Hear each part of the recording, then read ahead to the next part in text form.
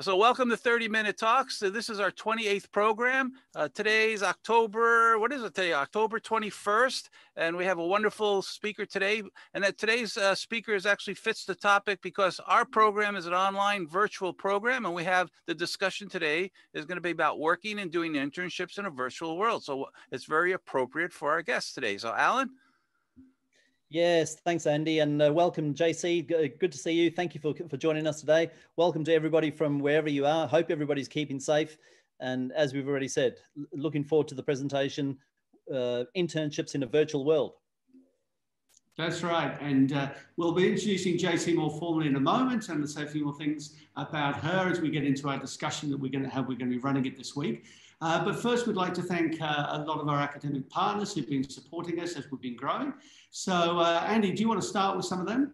Yeah, as far as, our latest one, HOSCO, which is a wonderful hospitality network that also provides opportunities for students. Tourism Industry Board Foundation with Tina Aquino, who's the chairman. She's participated in the program, is always a big supporter. We have a lot of students from Davao and from the Joji Iligan International School, but of course, co-rep Silver Mountain from Nepal, Patata, the Philippines chapter. We're still waiting to hear from Bob when we're going to do a session for his members, Sunway University, and our favorites supporters, LPU and National Kaohsiung University. That's great.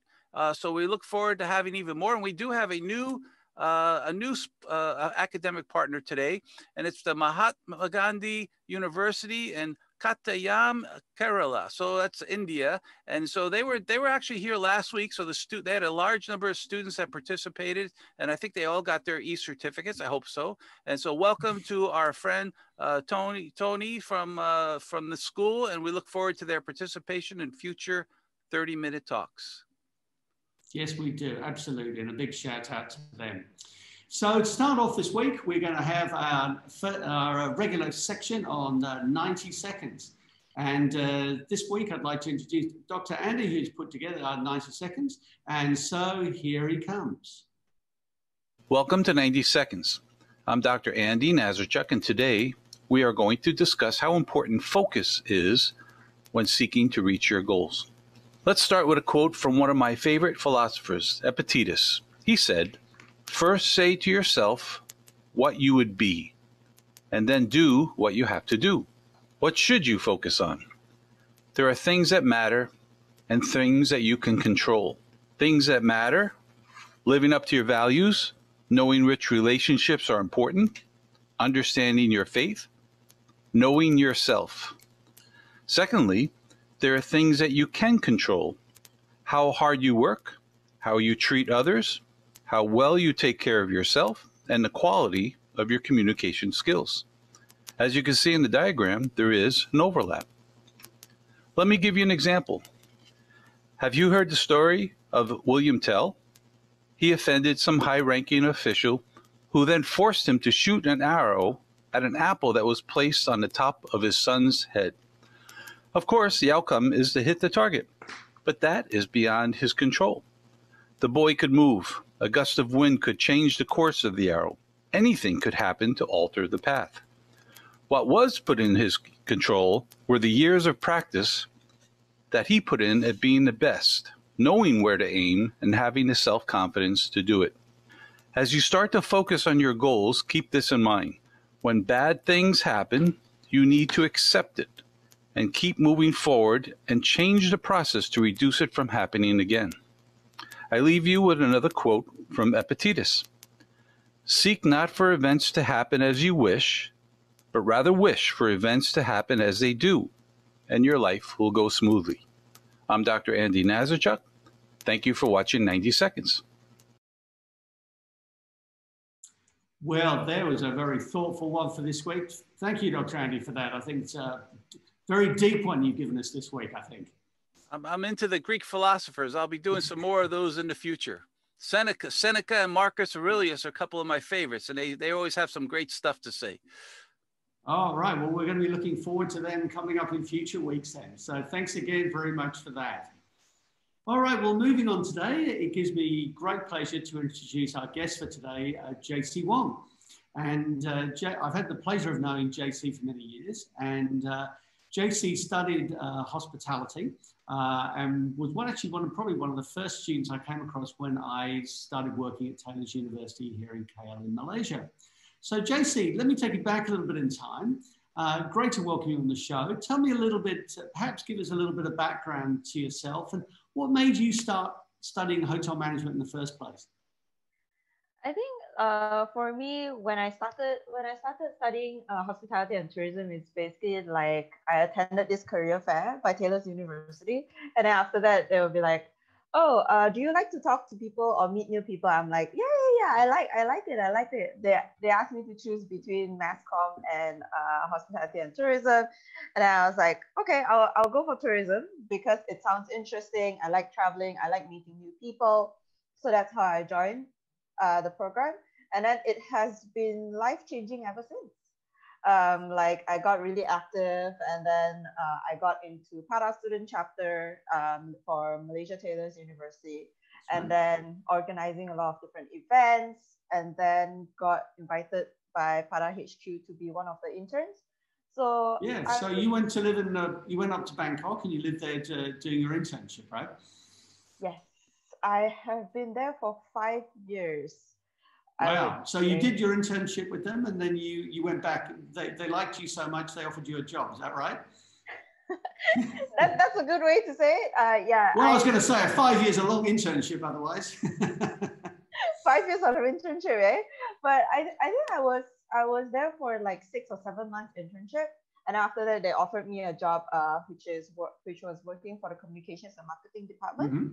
So I've been, ever since then, I was exposed to organizing like international conferences in different parts of the world, and then attending events and also managing the members, para members and stuff like that.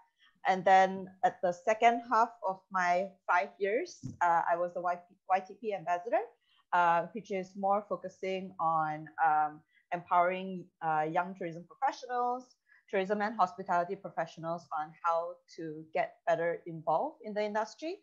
I think that's how I sort of discovered my passion from throughout my journey, that I would really like to empower these young professionals in like helping them to find ways to get more involved in the industry in general.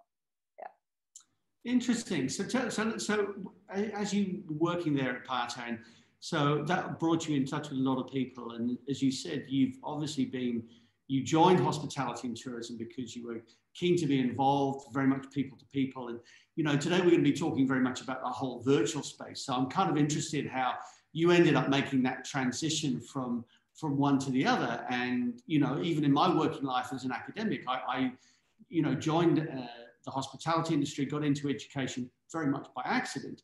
But part of that was because I like being around students, I like teaching, etc. And then later in life, finding myself working at home when I was working for the ICE accreditation body. So either I was at home or on the road, there was no sort of in between. And that's quite a change for some people. So because when you were in the Partain office, I'm assuming you were very much involved with different people in an office, and now you're pretty much working from home, right? I would say there's a little bit of difference where my colleagues are based in different parts of the world now. Last time, my colleagues are basically like, it's just beside me or the other room aside. But still, like knowing Para is international, right? So there are members in different parts of the world. So technically, I would still need to have calls, like virtual calls or video calls to stay in touch with these international stakeholders.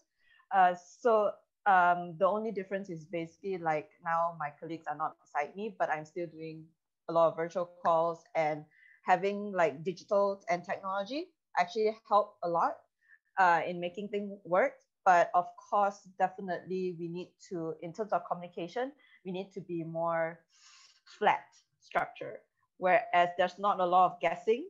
If you need something, you really actually say it instead of guessing and stuff like that. Yeah, I think it has been a change, but I would say when I'm working at home, I have more time to focus on the tasks that I have to do. So I think it gives me more focus.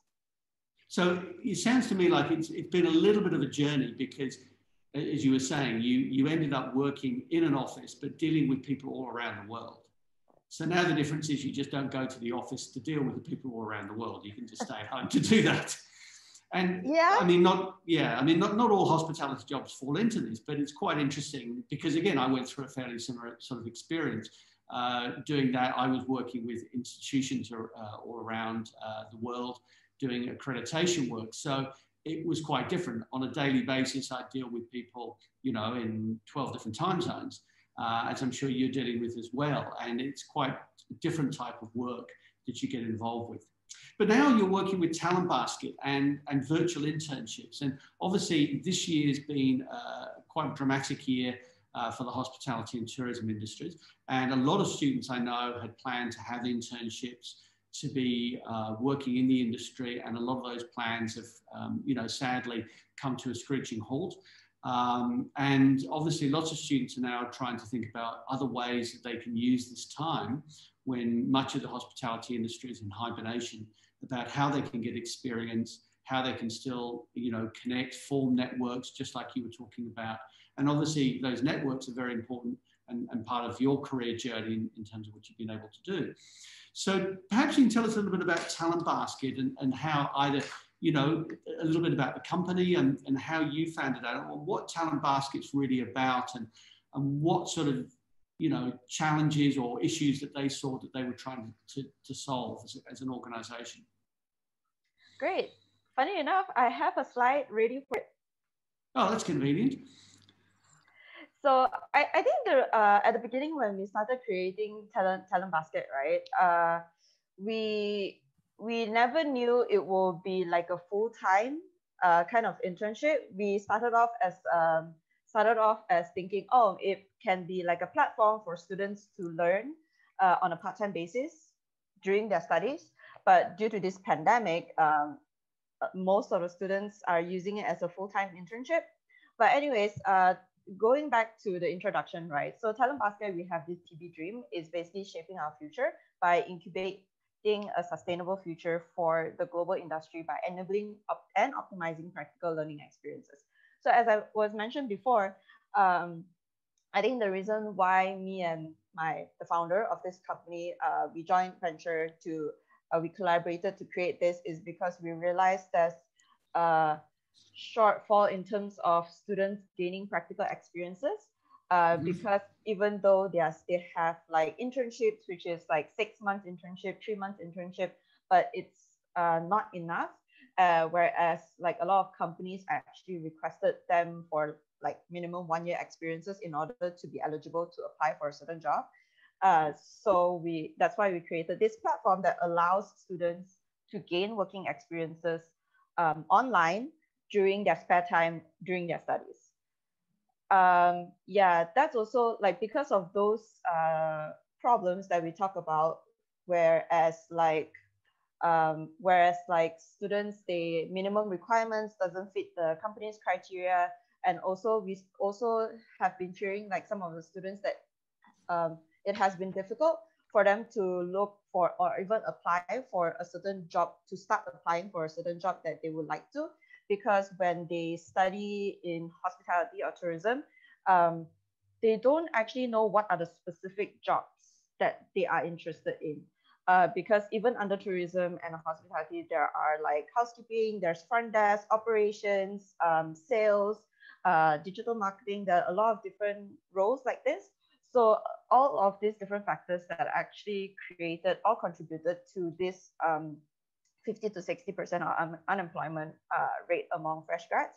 So when I say fresh grads, it means students graduated from the day they graduated to 6 months to a year, right, while being, that's the definition of fresh grad. So this is actually the problem that we are trying to solve, is basically allowing students to discover what are their what are the job opportunities that they are interested in, and then also to gain enough practical experiences so they can fulfill the difficult criteria by the employers. So these are the main challenges.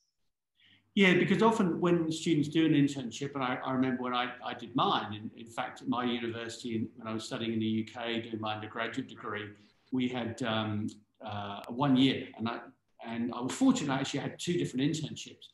Often internships are only 3 months or 6 months, and you may only work for one organisation in one specific location.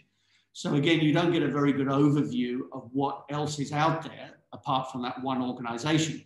And I think that can, again, be a bit limiting on your horizons if you don't know what else is out there and you know, in terms of different companies and in terms of different issues, in terms of different operations.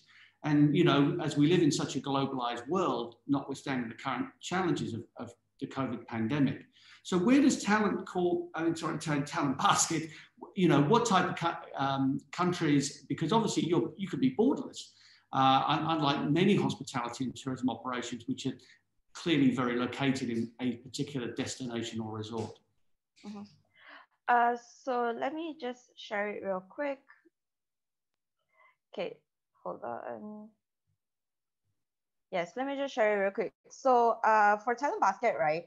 So these are, you can see like the blue circles are basically like where our network covers, and the red circles that you can see, we have 4 red circles. Those are our so-called TalentBasket offices that helps to process some administration.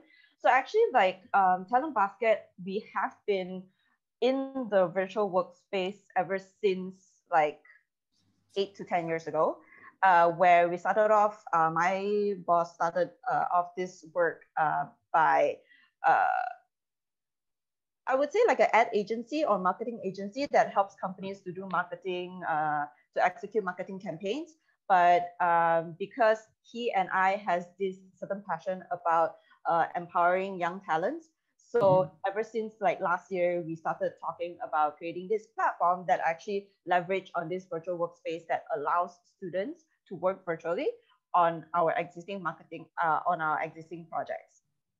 So that's why we created a platform for it. Great. And so at the moment, how many students and you know, would you have involved? Because you've got, I think you work with companies, and then given your structure, you've got talent within there that work with TalentBasket and the companies. So about how, okay, you got it already there. There we go. So tell us a bit more about that, JC.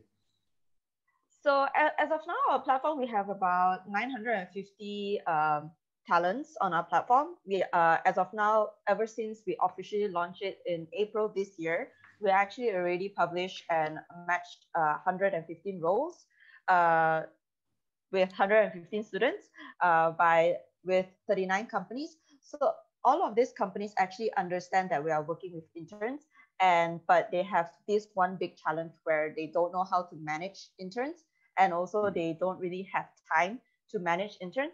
So that's why with our internal structure and also our training structure, we actually help this company to better match them with talents and also help them to train talents. That's why they join us. So they are very well aware that they're dealing with interns. And of course, we have 19 talent captains who are the sort of act as a project lead to lead these different internships, to ensure like the students are happy, are okay, and help them to solve challenges that they're facing. So these are so far like our network. And of course, great news is that we have like 5 of our talents who graduated from our program, and most of them we actually absorb it to be part of our management team. So you can see like they just don't stop as a talent, they grow with TalentBasket as well. Oh, well, that's great as well that they've been able to. So students can progress to do their internship, and then they can progress up through the roles as well. So because often that doesn't happen. I mean, your situation was possibly a bit unusual. We went to work for Pata, then you were able to stay on with them and grow with them over several years. Not necessarily do all internships do that. And as you said, one of the biggest challenges is finding organizations who have got experience in managing interns to do that. Now, I think you mentioned you had a video from one of your TalentBasket interns, is that right? Perhaps to give us a bit of yes, their view of the experience that they have with TalentBasket and their internship. Yes, because of course I can't be the only one talking. So Of course not. So I actually have this video.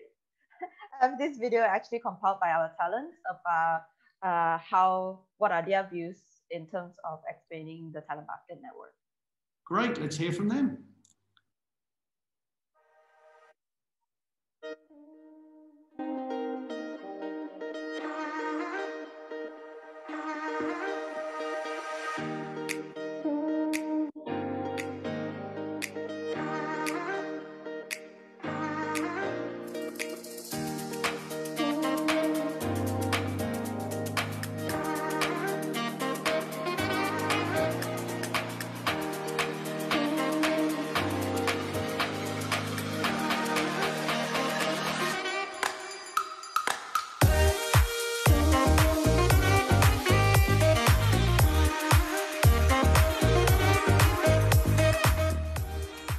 Growth, collaborative, nurturing, globalized, adaptable, mobility, innovative, socialized, creativity, diverse, opportunity, responsibility, teamwork, passionate, enlightening, supportive.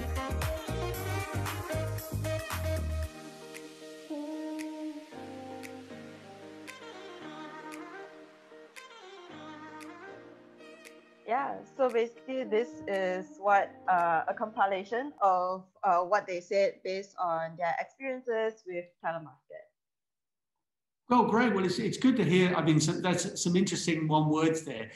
How would you, I mean, tell me a little bit about why the internship that TalentBasket's doing is quite different to traditional internships, because typically students get a particular position in a particular hotel, or could be restaurant, could be airline, could be destination marketing, whatever it might be.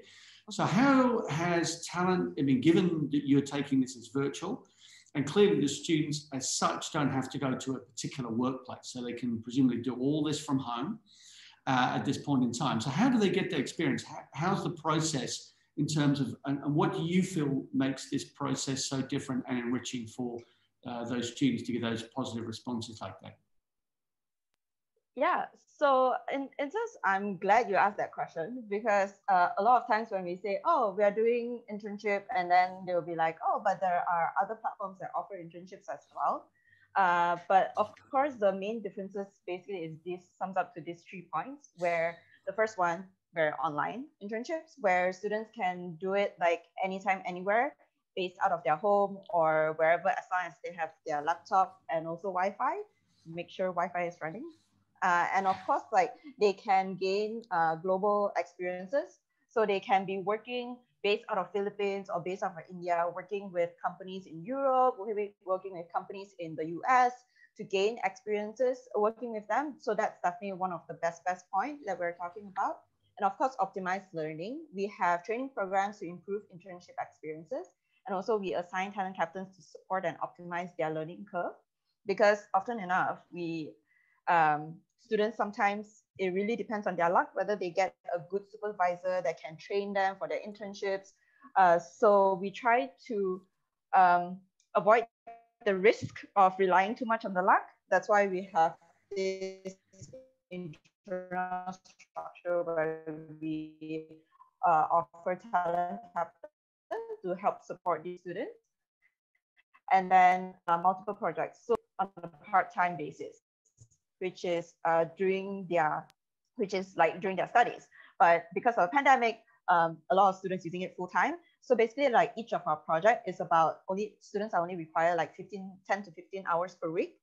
So if they are interested to try out different projects to explore their preferred career path, they can try like 2 projects at the same time. So for example, if a student is interested in digital marketing or research, they are sort of contemplating, so they can join both and explore both, and then they can further justify whether what they actually like or dislike about their so-called dream job, because you'll never know what is the kind of your actual dream job until you actually try it.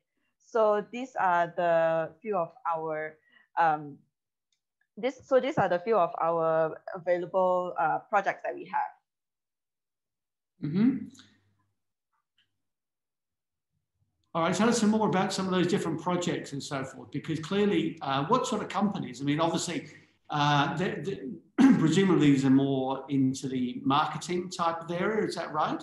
And in terms of what sort of projects, so perhaps you can tell us a little bit about some of the projects that you pick up as a company, and how does TalentBasket also find those companies to work with? I mean, as you said, often a lot of companies don't know how to go about getting interns or even thinking about interns. And some companies can often be quite reluctant to have interns as well, dare I say. Others are very welcoming. So it's a bit of a mixed bag, if I can put it that way. So how do you identify those companies? And can you give us some examples, some of the projects that students and interns have been working on? Yeah, so some of it,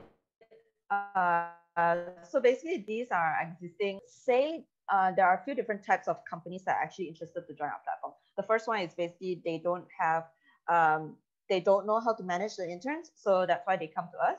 But of course, also another type of companies that they are looking to expand their company business, but they are looking for remote representatives. Okay. So especially for companies like you have the first one, which is Red Rock Initiative. They are a Rwanda-based community tourism and cultural conversation organization. So they are looking for a digital marketing intern that's based out of like different parts of the world. And also when we talk about marketing, it's about language barrier too, right? For example, if they would like to promote their company business in a certain country, but they don't know what are the local language and they don't know what are the local behaviors of the local market. So they will come to us and then look for these students from that particular country to actually help with this marketing. So we have these two different types of companies that actually approach us. So these are the example project that we have available as of now. So you can see mostly is working on digital content, digital marketing and stuff like that. And also you can see lead generation. So for some of the students that don't know what is lead generation is basically researching and looking for potential clients. So a lot of companies are actually coming to us to look for these two different roles. So you can see we work with Premier Destinations. It's a luxury tour operator that's based out of Maldives doing like inbound tourism. And then you have a technology company, and then one of our largest clients, Guam Visitors Bureau. We are also working with Tourism Fiji and also Papua New Guinea Tourism Board to do like market research. So there's a lot of different tourism and hospitality related. A lot of students might be stressing out because of the pandemic that nothing is working, but there are companies reaching out to us looking for interns as an alternative solution during this pandemic.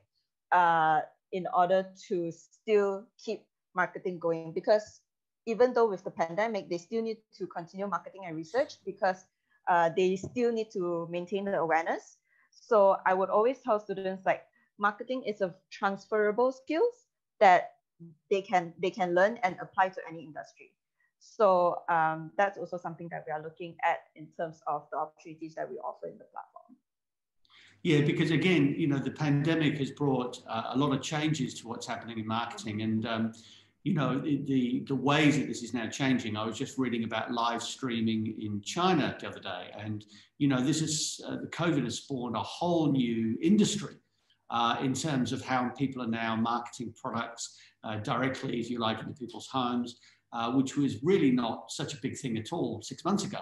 And so clearly, you know, that's changing. People are concerned about travel, whether they should go, and finding that latest up-to-date information about whether people are willing to even research, let alone book travel to different destinations is clearly going to be very important too.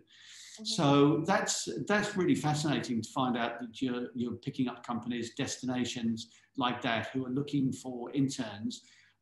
Because again, as I think you mentioned, you know, a lot of students probably thinking there's nothing much out there at the moment. And it's great to hear that there are destinations, organizations, I can see restaurants, etc. there who are looking to be innovative about how to deal with the current circumstances we're in, rather than just throwing their hands up assuming nothing can be done about it. So when you mentioned there about lead generation, so how do you identify these companies? Do they tend to come knocking on your door? Are you knocking on their door? How does that, or is it both sort of ways? Since we're still very new as of now, so we actually have a lead generation team on our own that actually look for this kind of potential. Usually we focus on small to medium enterprises who, of course, definitely not the bigger chains. So we look for small to medium enterprises where they have a minimal budget, but they would like to do something. So usually we'll link them up, and also we focus on social enterprises where like GSTC, which is Global Sustainable Tourism Council, and also like Red Rocks Initiative, sustainability nonprofits, where they have limited budget in terms of marketing, but they would still like to do marketing. So usually we link them up with students to help them to drive marketing campaigns. So we focus more on those, and all, of course, in terms of the DMOs, Destination Management Organizations, those are our existing, as I mentioned before, when we started our business, we do marketing and research campaigns, right? So my boss is, well, GVB is our major client, Guam Visitors Bureau, and then we are quite well connected in the Pacific Islands, like Tourism Fiji, Papua New Guinea. They are existing clients, just that as of now, during the pandemic, they move all their focus into market and research to define new travel markets, to define like what are like trying to identify new target markets and see what are whether they fit into their likings or criteria or not. So as of now, these are the current movements among DMOs, to be more specific. And in terms of tour operators, luxury tour operators, I would say, because of COVID, it has transformed tourism. So a lot of people are focusing on safety and also distancing. So luxury became one of the first moving market now. Right. So we actually have like tour operators that are focusing on luxury tourism actually reach out to us to look for interns to help them to execute marketing and lead generation projects. So yeah. That's great. Well, it's really good that you're finding companies reaching out like that. Now, what I'd like to do now is to invite my co-host, Dr. Andy and Alan Banks, see if they'd like to join us, because I know there's a lot of other questions that they'll have, and I can see questions are coming up in our Q&A chat as well from as well. So, Alan, over to you. I don't know if you've got any comments or thought. You've been used to run a very successful hotel school in Perth. You've dealt with students with internships over couple of decades, dare I say. So over to you. I'll have a look at the questions. Yeah, well, firstly, JC, thank you very much for a very interesting presentation and for some really good thoughts about, you know, how the industry might tackle this concept of internships through a very difficult time. And I guess as the world changes, it might become that this concept becomes more the norm than what we currently know. But let's see how it works. But first of all, congratulations for you know, an innovative idea, a new way of thinking, and for continuing to support the industry and continuing to support students that are looking for internships. The thing that really interested me most was the fact that we've been saying for some time now on the show that the companies that will emerge from this pandemic the best, I guess, prepared for the new normal will be those companies that don't forget their branding, don't forget their positioning, and don't and certainly start looking at new ways of doing things. And I think that's very much about what you've said. Is that a focus that you've got specifically with the companies and the students that you're looking for, the innovative people, people that are happy to think outside the box? Yeah, I think those are mainly the ones who are more open into digital workspace, but also there's this company where they have certain needs, but they don't know how to execute it. That's why they approach us, because we are quite an oldie when it comes to digital workspace. So usually they will approach us because we educate them what is a digital workspace, like how to do online works and stuff like that. But of course, we help them to manage the team as well. But during this process, apart from attracting the existing ones, which is already more open-minded about digital workspace, but in the meantime, also educating companies about digital workspace as well, especially to survive during this pandemic where everyone has to work from home, but they have to keep things on the go. So we came in to help out, especially when we know students are having difficulties of looking for internship. So why not we bring them together? So yeah. Absolutely. Thank you. Yeah. Andy. Yeah, JC, what kind of skills do students need in order to be successful in an online world? You know, and you just mentioned companies. What kind of challenges do you have with companies who they don't have the online skills either? So tell us about skills. What do students need to start doing in order to be successful? I would say the main skills. So actually, like our platform, right? We have this profile page. So usually LinkedIn, you will see, oh, experiences will be on the top of your profile, right? But for our profile, our students' profile, the one appearing up there is student skills and also their area of interest. So so because we understand that students don't really have a lot of experiences, close to zero experiences. So we focus on their area of interest. Because if they have that passion towards a certain things, they have that eager to learn. So because we offer training already. So as long as we know these students are eager to learn, they put in extra effort for the interview session and prepare themselves. So usually we focus more on soft skills for the students. Because no matter how smart you are, if you don't have the passion, it's very difficult to get things work, right? So soft skills is definitely the tip top. In terms of organizations, I would say it's still pretty good because probably at the beginning, just getting them to get used to Zoom and Google Hangouts and Google Meet. But that's pretty much it, because it's like we usually have calls, and then the talent captains and talents report their work. So the only technical thing is basically get them to use Google Meet and Zoom. And the fact that they have to understand that these students are based out of different parts of the world. So mutual respect, global mindset is also something that we are looking into educating these companies. It's like, hey, don't have meetings at 4 a.m. in the morning, and then try, and then please use time zone converters of also software so that you have a better understanding of what your talents' time are. So educating these people on how to deal with students and also interns, global interns, that's also a role that we took up throughout this process. So yeah. Interesting. Now look, JC, I've got a number of questions who are coming in here. So I'm just going to throw some of these at you. So one of the first ones was, it says, is there a certain payment for the virtual internship, and how do students apply? So that's one question I've got here for you. So for students that join our internship, usually it's a non-pay, but we provide trainings, and also we always tell companies that if you like this intern, offer them. So usually, like the companies that we onboarded are they are looking for the long term, where they will hire the talent. If not, as I mentioned before, we have an internal career development plan where talents started off joining different projects. If they perform well, we absorb them into our management team, and then we actually pay them from there. So we have few different two starting point, which is as a talent captain trainee, or our part of our elites to help us execute our marketing plan. And then from there, they can even develop further as like account executive or marketing executive. As I mentioned before,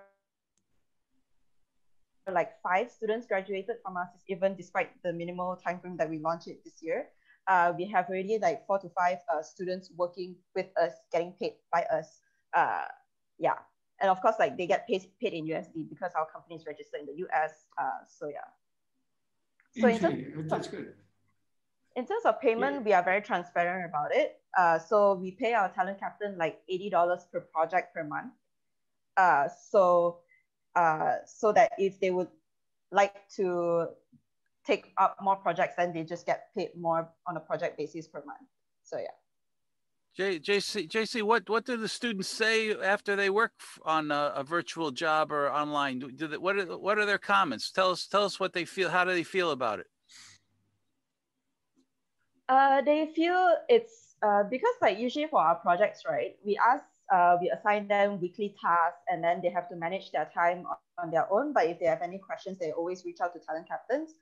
So they like the structure of having a talent captain where they are similar age kind of thing. So it's like a peer-to-peer kind of thing. So they feel like easier for them to work with a sort of boss or team lead that understand their situation or understand their thoughts and the challenges that they're facing. So they like this kind of structure. And apart from that, usually we ask the talents to present their own works to these companies. So it's usually an experience that they would never experience, because a lot of times it's like they just do the behind the scenes work and then their bosses will present it. But this one is basically like we ask the talents to present themselves, present their own works, and actually deal with clients from different parts of the world.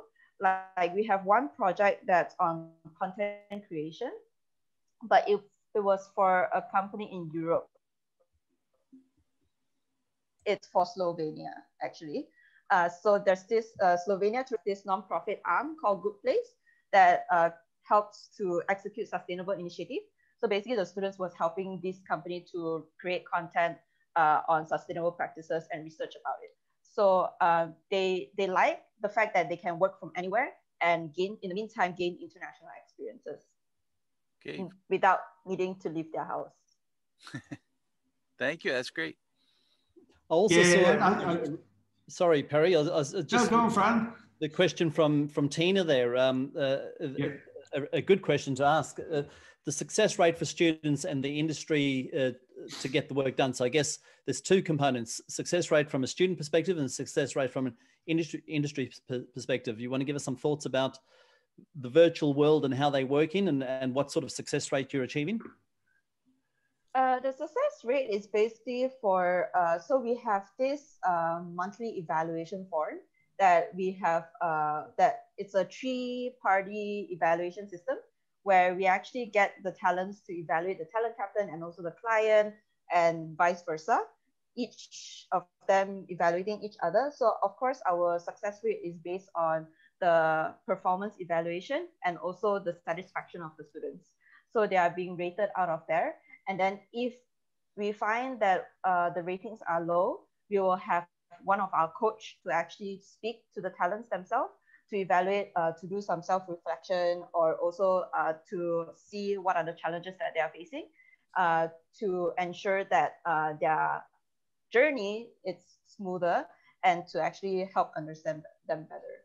Yeah, so usually that's the success rate we are looking into. And in terms of industry, right, is basically their renewal rate. And then their willingness to be more involved in terms of training the talents. Because we've seen companies that join our platform from zero knowledge about handling interns to, oh, let's organize training for this, let's organize training for that. It's like they're more pumped up in terms of educating because they know better on how to deal with them. So that's also like, that's would be my success rate or the company's success in terms of the industry. Wow.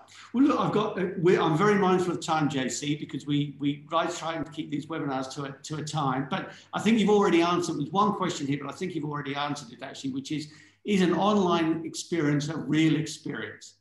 So I think I'm going to take that one as answered actually. I think we've got just probably one last one. We've got here is how many hours do the students attend the online virtual internships, and what are the requirements to prepare to do one? So usually one project is about 3 months, but every week we only require the students to do like 10 to 15 hours. So if you're working on a Monday to Friday basis, that's like 2 hours per day. But of course, that's depending how you manage your time. And then, so basically, when they create an account on our platform, they can go through the list of opportunities. If they're interested, they click into it. We actually have the list of requirements, and then they can just apply from the page itself. So I would say the requirements are pretty easy. It's basically like to understand the job scope, because we have students that apply for jobs, but without knowing what they have to do. So it's more of advice on asking students to prepare. If you apply for an internship for a company, you have to understand what the company does, what are the products or services of the company, and then also who are their competitors and what does your job involves. So do some research on that to have a better understanding. So in order to be more prepared. But apart from that, it's really like very basic, like Microsoft skills, and then like be able to communicate effectively, and those kind of simple ones. But last advice is basically, I don't know why I have a lot of students doing that. So basically it's like, once they look at the requirements, they just scared off and they wouldn't apply for it. But I'm like, guys, please, those requirements are just our perfect candidate. They put there for the perfect dream candidate. So if you just meet like half, 4 or 5 out of 10 of the points, just apply for it. Don't shoot yourself down. Just apply for it. Let us make the decision whether you are a suitable candidate. Don't judge yourself for it. So yeah. Good advice. Good advice. Well, thank you so much, JC. And if any students we've got or educators out there are interested in getting hold of you and TalentBasket, what's the best and easiest way to reach out to you? Just look for your website, I take it? Yes, to look for our website, or I can actually send it into this chat space here. Okay, thank you for doing that. Let me just do it to everybody. And maybe while you're doing that, JC, Perry, if I can just ask one more question. I think from our academic partners' perspective and the faculty that are joining us today, there's a question around, would you share that information that you collect on a monthly basis in terms of how the students are going, how the projects are going with the educational institutions, so that they can get some feedback on the success rate of students in those internships? Yeah, sure. I can share that. As in like now? No, not now. No. I guess from an institution perspective, you know, if the institution decides or the student decides to use your services, the TalentBasket services, and you put them with an employer, something that the institution needs to think about is how they get some feedback about the performance of the student, and indeed what your client or the company might be thinking about their performance. So that we need to marry that up so that the education institutions have also got some feedback in terms of the performance. Yeah, sure. But just to do a quick brief, right? Usually, like students' ratings in terms of their experiences, it's about 4 out of 5. That will be their experiences. So we have 2 different ways of rating, keep making sure in terms of students' practical experiences are good, right? So we have these weekly timesheets where every week they submit a report of how many hours they contributed that week and what were the tasks they worked on, and then their experiences rating from 1 to 5. So that's on a weekly basis. And then we have this monthly evaluation where every month they have to rate their talent captains, rate the clients, and also rate whether what are the things that we can improve on in terms of our training, and also what do they enjoy about. And then they submit that as well. And then if we receive any comments from the client based on their monthly evaluation, we will try to schedule a call to understand and make sure like they are working well together. So usually that's our process. Yeah. Great. Well, thank you so much, JC, for sharing that. Thank you so much for joining us on 30-Minute Talks. It's been really enlightening. I think a lot of students are concerned about what their internship opportunities are. A lot of institutions I know are trying to work out what to do with different internships. So thank you again very much for sharing that information. I think will have been quite enlightening to a lot of people about what's available out there. you know, so much of what universities has had to do is now had to go online anyway with our online lectures, etc. So doing this with internships and seeing the number of places, I saw another question in the chat there was about how do I get that virtual internship in the Maldives? Seems to be particularly appealing. But of course, it doesn't matter where in the world the client can be. So these things become increasingly global with those things. So JC, again, thanks very much. Alan, Andy, just over to you quickly. We will share for next week. Yeah, JC, thank you. Thank you for joining us, JC. That was very interesting. I'm looking. We're doing our online virtual webinars, so we're used to it. Everybody's better get used to it. Absolutely.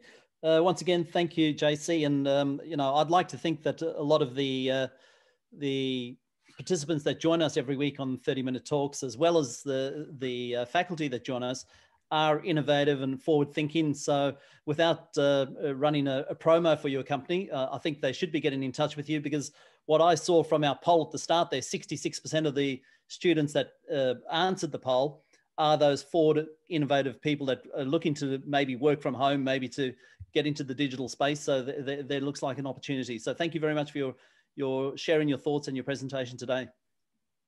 That's right. Thanks very much. And again, a big thank you to all our academic partners for their support of 30-minute talks. So JC, again, thanks so much for joining us. And again, thanks to all our academic partners who support us during this time. Alan, Dr. Andy, over to you for a moment.